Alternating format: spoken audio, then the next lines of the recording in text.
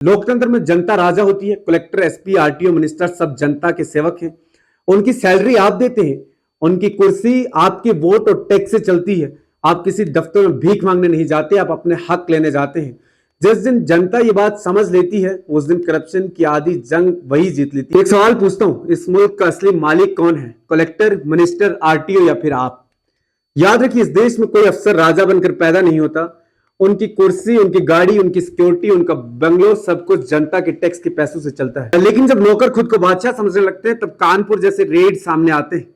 करोड़ों रुपए किलो के हिसाब से सोना, और फिर एक सवाल, आखिर इतना पैसा आया कहां से? क्या किसी पेड़ पर नोट उगते हैं? नहीं, ये पैसा उन फाइल से निकला होगा जो चाय पानी के बिना आगे नहीं बढ़ती है।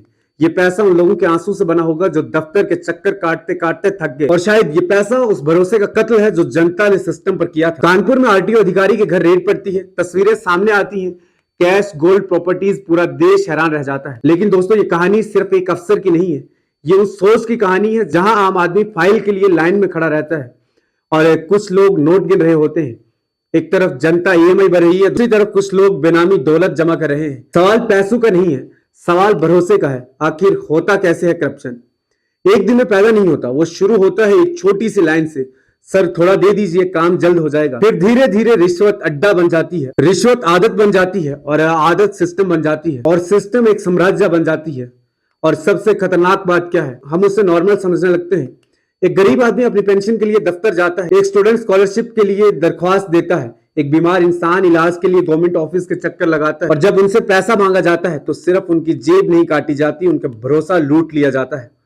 याद रखिए, करप्शन सिर्फ पैसा नहीं खाता, करप्शन देश के सपने खा जाता है। एक बच्चे की तालीम, एक मरीज का इलाज, एक नौजवान की रोजगार, सब कुछ धीरे धीरे करप्शन निगल लेता है। लेकिन सबसे बड़ा सवाल, असली ताकत किसके पास है? जवाब है जनता। लोकतंत्र में जनता राजा होती है। कलेक्टर, एसपी, आरटीओ, मिनिस्टर सब जनता के सेवक हैं।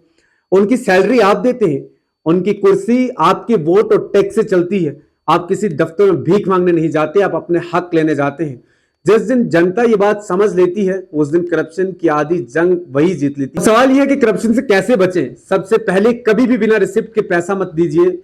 हर काम का रिटर्न एक्नॉलेजमेंट मांगिए। आरटीआई का इस्तेमाल कीजिए, ऑनलाइन पोर्टल और विजिलेंस एजेंसीज में कंप्लेंट कीजिए।